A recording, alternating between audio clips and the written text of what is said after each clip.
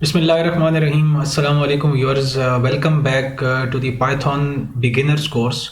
और आज का जो हमारा टॉपिक है वो है वाइल लूप्स।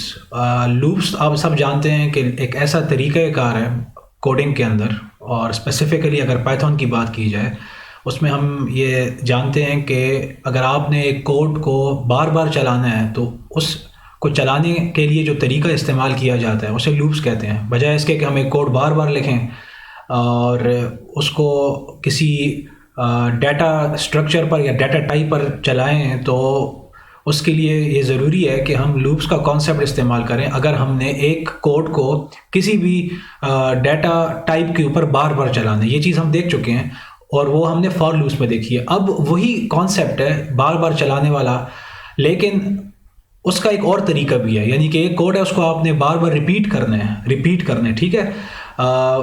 किसी और तरीके से वो जो दूसरा तरीका है उसका नाम है वाइल लूप। करेगा यही मकसद, इसका भी वही है कि आपने कोड को रिपीट करना है, रेपिटिशन करवानी है उससे, लेकिन किसी और तरीके से।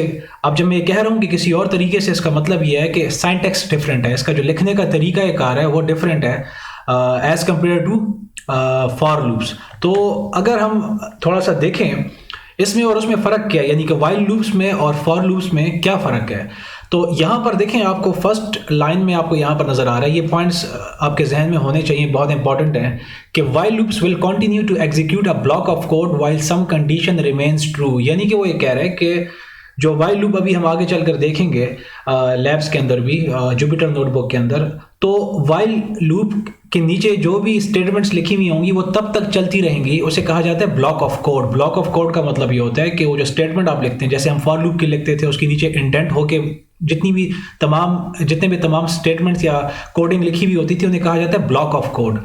तो यहाँ पर वो ये कह रहे हैं कि जब आप वाइल लूप चलाते हैं और उसके नीचे जो इंडेंट करके उसकी स्टेटमेंट्स लिखते हैं, वो तब तक चलती रहेंगी जब तक कि कोई ना कोई कंडीशन ट्रू होती रहेगी। यानी कि वहाँ पर हम एक ऐसी शर्त लगा देंगे।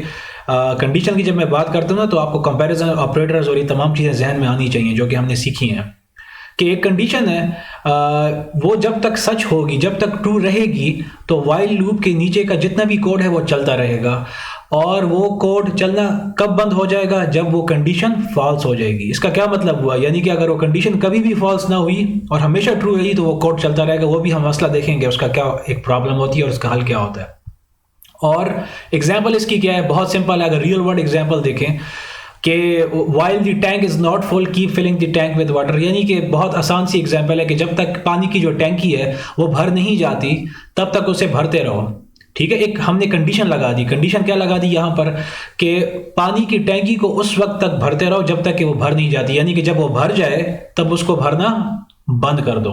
समझ आ रही है ना बात की? या यहाँ पर एक और एग्जाम्पल है कि परिंदे हैं, वो आर स्टिल हंग्री, वो भूखे हैं, तो उन्हें तब तक खाना खिलाते रहो जब तक कि उनका पेट भर नहीं जाता, ठीक है। अगेन यहाँ पर एक कंडीशन आ गई, यानी कि उनको खाना खिलाना आप बंद कर दो कब? जब उनका पेट भर जाए। यहाँ पर आप देखें ना कि अगर उनका पेट भर भी जाए और तब भी खाना खिलाए जा रहे हैं आप, तो फिर मसला हो जाएगा। ये मसला कोडिंग के अंदर भी होता है। यानी कि उस लूप को रोकने के लिए आपने कुछ ना कुछ ऐसी कंडीशन लगानी होगी जहां पर वो कंडीशन या शर्त जाके फॉल्स भी हो जाए। यह भी हम देखते हैं आगे चलकर, लेकिन पहले थोड़ा सा अपने कॉन्सेप्ट्स क्लियर कर ले, हम प्रैक्टिकली भी देखेंगे इसका। आज के हम सेशन में सिर्फ थोड़ा सा इंट्रोडक्शन देख रहे हैं वाइल लूप का और सिंटैक्स लिखने का तरीका देख रहे हैं। फिर इसके बाद हम जुपिटर नोटबुक पर जंप करके इसकी मुख्तलिफ एग्जाम्पल्स भी देखेंगे ताकि हमें अच्छी तरीके से चीज़ें समझ आ जाएं। सिंटैक्स बहुत आसान से है, ठीक है। फॉर लूप आप पढ़ के आ रहे हो, प्रैक्टिस करके आ रहे हो, और उसके बाद ये समझना कोई इतना मुश्किल नहीं है। देखें सिंटैक्स ये एक, क्योंकि हम पाइथन स्टेटमेंट्स पढ़ रहे हैं तो स्टेटमेंट्स का आपको पता है कि उसके एंड पे कॉलन होता है और उसके बाद इंडेंटेशन होती है, ठीक है।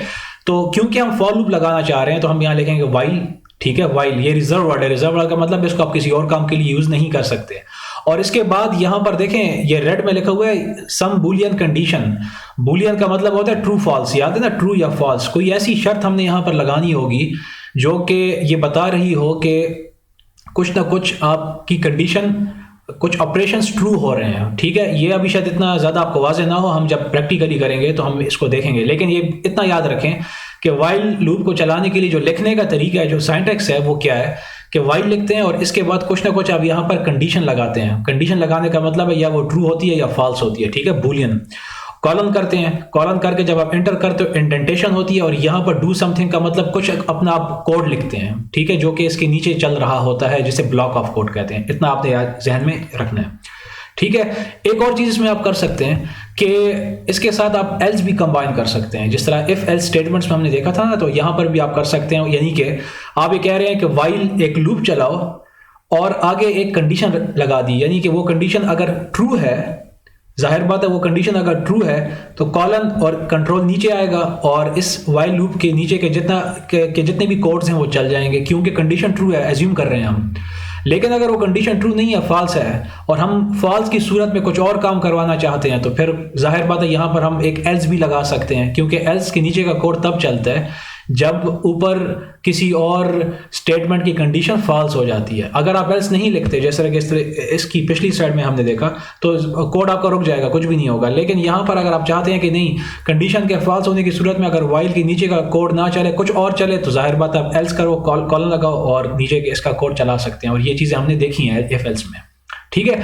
ये आज का आपका छोटा सा एक टॉपिक था, और हम इसके बाद अब एक्सप्लोर करेंगे कॉन्सेप्ट्स ऑफ वाइल लूप।